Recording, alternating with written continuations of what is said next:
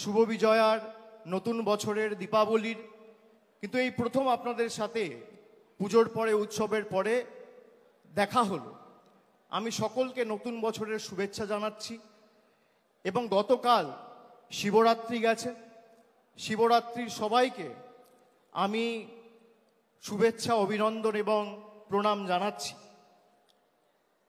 আপনারা যদি ভেবে দেখেন, আজ থেকে ঠিক 1 বছর আগে, আজকের তারিখটা হচ্ছে 27শে ফেব্রুয়ারি, আজ থেকে ঠিক 1 বছর আগে 27শে ফেব্রুয়ারি 2024 সালে বাংলায় কি পরিস্থিতি ছিল এবং কিভাবে বসিরহাটের একটা ঘটনাকে কেন্দ্র করে সারা ভারতবর্ষ জুড়ে বাংলাকে কলুষিত এবং কালিমালিপ্ত করার যে ঘৃণ্য চক্রান্ত ভারতীয় জনতা পার্টি, সিপিএম, কংগ্রেস এবং সংবাদ মাধ্যমের একাংশ রচিত করেছিল, তার যোগ্য জবাব বাংলার প্রায় 10.5 কোটি 11 কোটি মানুষ 2024-এর লোকসভা নির্বাচনে তৃণমূল কংগ্রেসকে 29টা আসনে জিতিয়ে দিয়েছেন।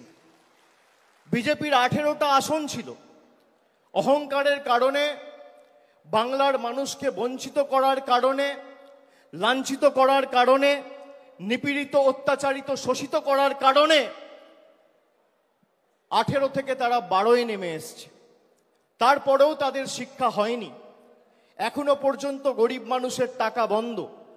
আমরা 2024 সালে নির্বাচন লড়ার সময় বলেছিলাম যে আমরা 3 মাস 4 মাস অপেক্ষা করব, তারপরও যদি গরিব মানুষের আবাসের টাকা কেন্দ্রের সরকার না দেয়, তাদের টাকায় আমরা বেঁচে থাকি না, তাদের দয়া দাক্ষিণ্যে বাংলার মানুষ থাকে না।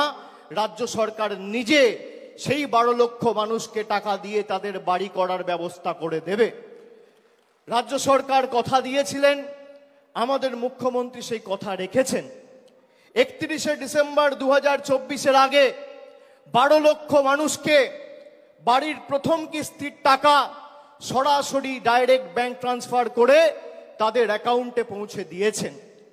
আমরা বলেছিলাম 100 দিনের লড়াই আমরা দিল্লি অবধি নিয়ে যাব, তারপরও যদি বিজেপি টাকা না দেয়, আমাদের মামাটি মানুষের সরকার, আমরা বিকল্প অর্থের ব্যবস্থা করে সেই 59 লক্ষ জব কার্ড হোল্ডার, প্রকৃত প্রাপক যারা, তাদের টাকা তাদের ব্যাংক অ্যাকাউন্টে পৌঁছে দেব।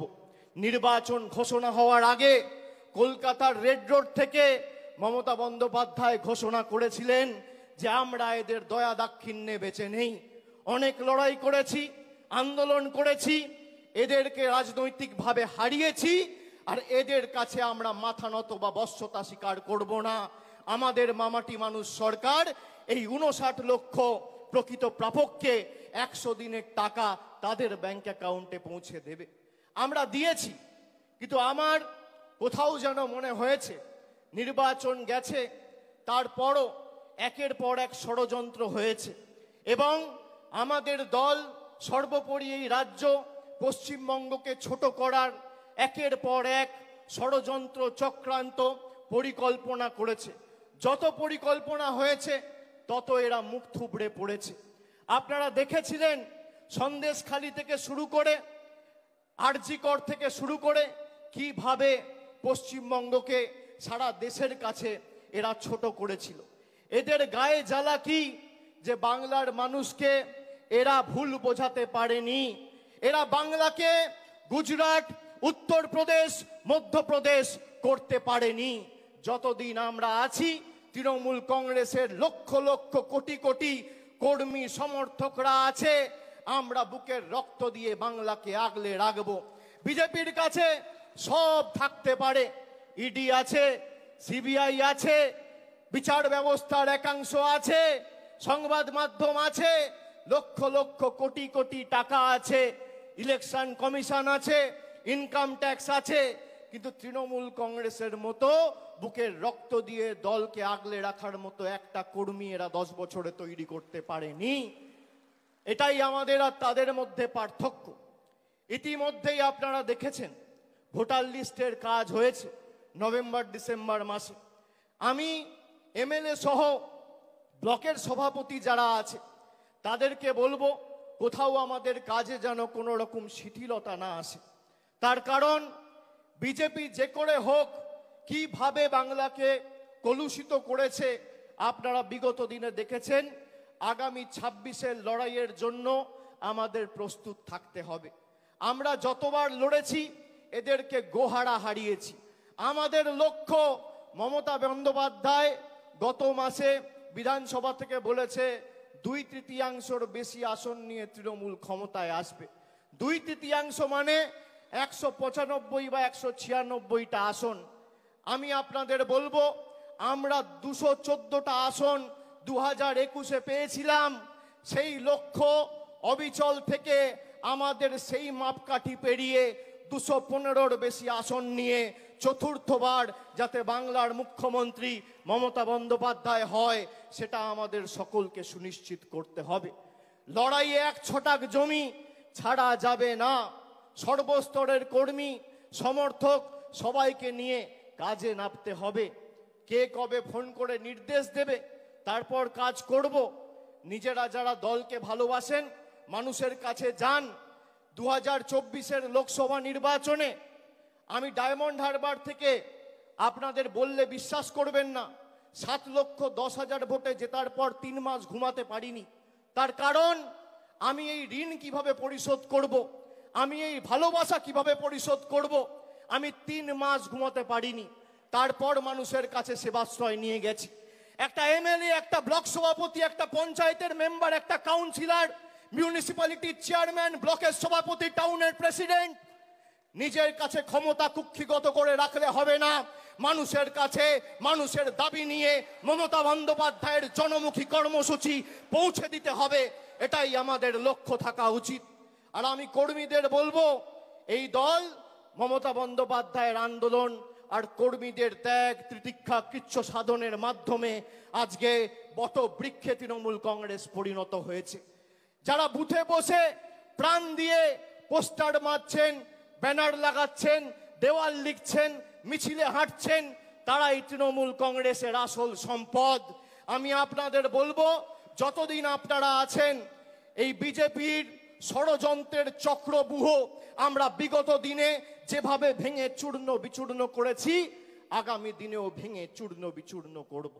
অনেকে সস্তায় খালি সংবাদ মাধ্যমে টিকে থাকবেন বলে দলের শৃঙ্খলা না মেনে অনেক কথা বলছেন, এগুলো করবেন না।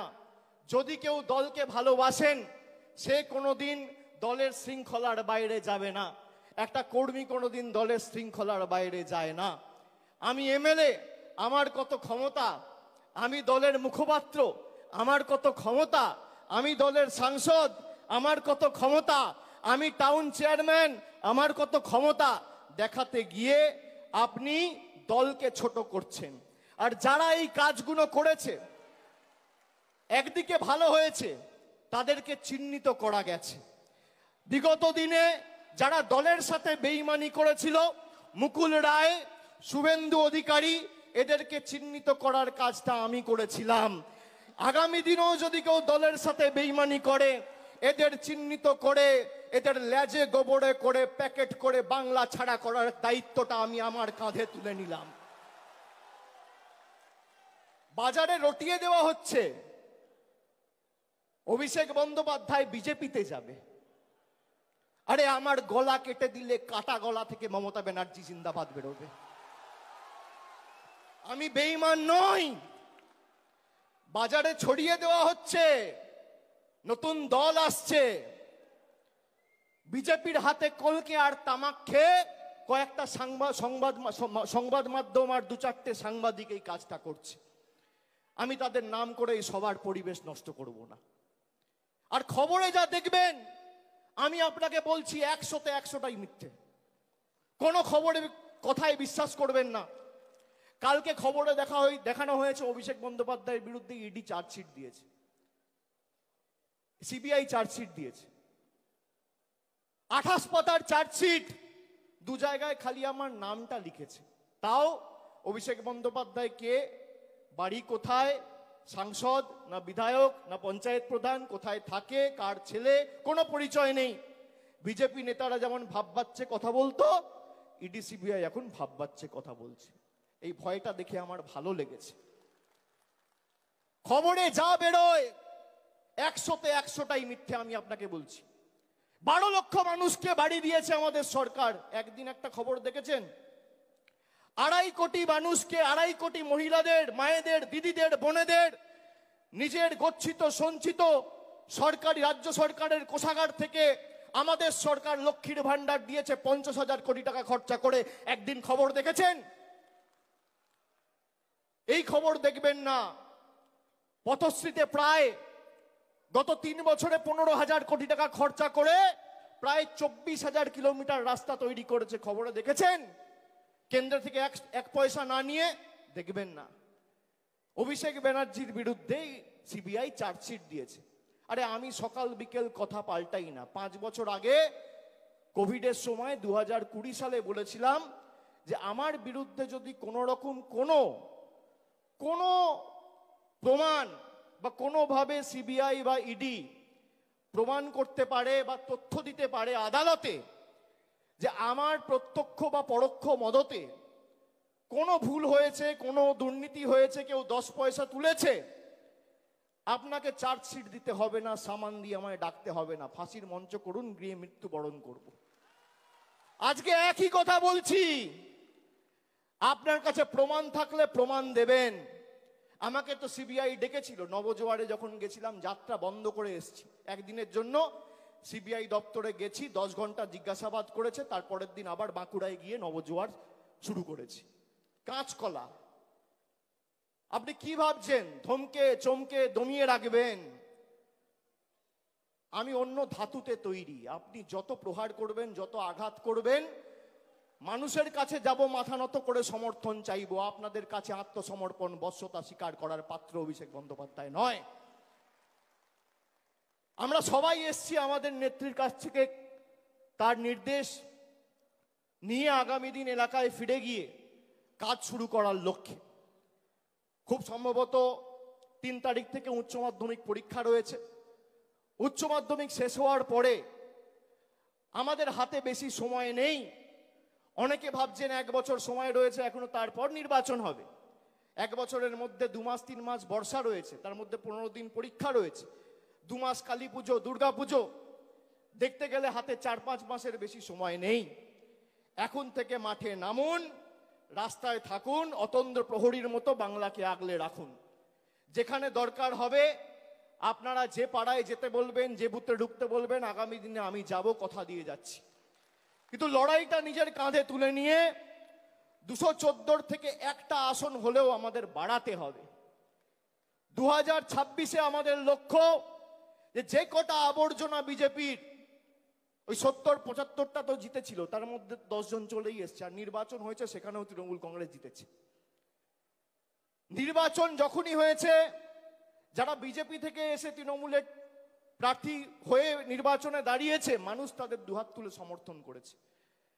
আমি আপনাদের অনুরোধ করব, 1 বছর আগামী সবকিছু ভুলে গিয়ে, নিজেদের মধ্যে ভেদাভেদ ভুলে গিয়ে, মানুষের কাছে ঐক্যবদ্ধ হয়ে, মানুষের কাছে গিয়ে সরকারের যে জনমুখী প্রকল্প এবং জনসংযোগ আরো আগামী দিন কিভাবে নিবিড় করে তোলা যায়, সেই দিকে নজর দিন।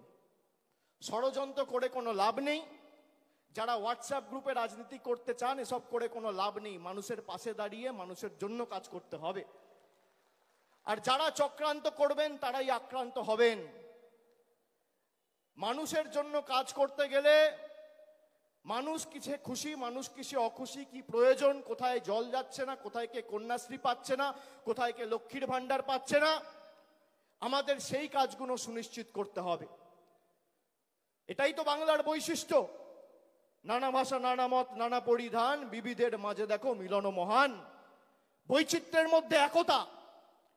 আমরা বারবার সেই বৈচিত্র্যের মধ্যে একতাকে মূল মন্ত্র এবং পথ চলার পাথেয় করে এই লড়াই লড়েছি। আগামী দিনও লড়ব। 1 চুল 1 ছটাক জমি বিজেপি সিপিএম কংগ্রেসকে ছাড়বো না।